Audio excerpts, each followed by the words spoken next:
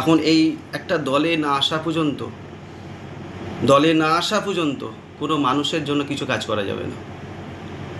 ওই জন্য সেই সিদ্ধান্তটা আমাকে নিলাম, মানুষের জন্য কিছু কাজ করতে হবে। দিন যত যাচ্ছে কাশেম সিদ্দিকীর কথা ততই পরিবর্তন হচ্ছে।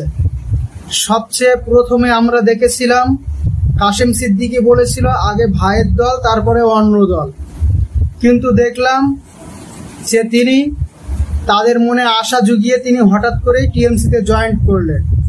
তো জয়েন্ট করার পর যখন সাংবাদিকরা তাকে জিজ্ঞাসা করলো যে আপনি টিএমসিতে জয়েন্ট করলেন কেন, তো কাশেম সিদ্দিকী বলেছিল যে আমি জাতির উন্নয়নের জন্য আমি এই দলে জয়েন্ট করেছি।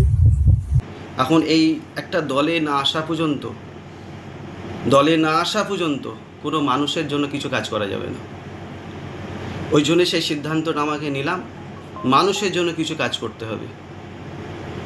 কিন্তু তারপরে আবার একটা স্টেজে বক্তৃতা দেওয়ার সময় দেখা গেল কাশেম সিদ্দিকী বলছে যে দিদির হাত মজবুত করুন, অভিষেক বন্দ্যোপাধ্যায়ের হাত মজবুত করুন। তার মানে আগে বলেছিল জাতির উন্নয়নের জন্য, এখন বলছে দিদির হাত আর অভিষেক বন্দ্যোপাধ্যায়ের হাত মজবুত করার জন্য তিনি দলে জয়েন্ট করেছেন। পশ্চিমবাংলার মুখ্যমন্ত্রী মমতা বন্দ্যোপাধ্যায়ের হাতকে মজবুত করার জন্য, অভিষেক বন্দ্যোপাধ্যায়ের হাতকে মজবুত করার জন্য আজকের আমি কাশেম সিদ্দিকী এই পার্টিতে আমি এসেছি।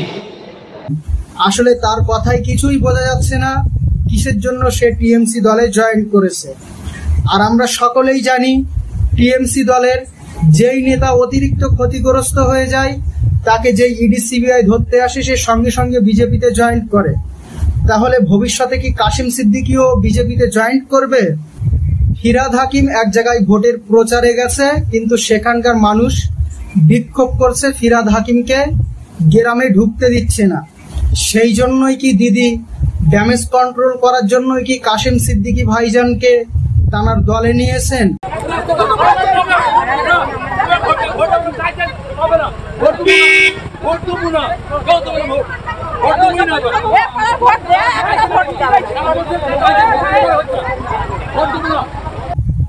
আর শওকত মোল্লা তো অনেক আগে থেকেই কাশেম সিদ্দিকীর অনেক শত্রু ছিল।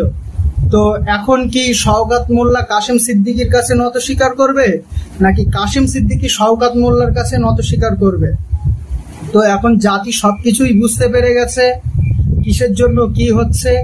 এই কারণটা হচ্ছে যখন ওয়াকফ নিয়ে আন্দোলন করা হয়েছিল তখন দিদি এবং দিদির মন্ত্রিসভার মন্ত্রীরা বলেছিল দিল্লিতে গিয়ে আন্দোলন করতে। যখন মুসলমানরা তাদের অধিকার নিয়ে আন্দোলন করে তখনই বলা হয় দিল্লিতে গিয়ে আন্দোলন করতে।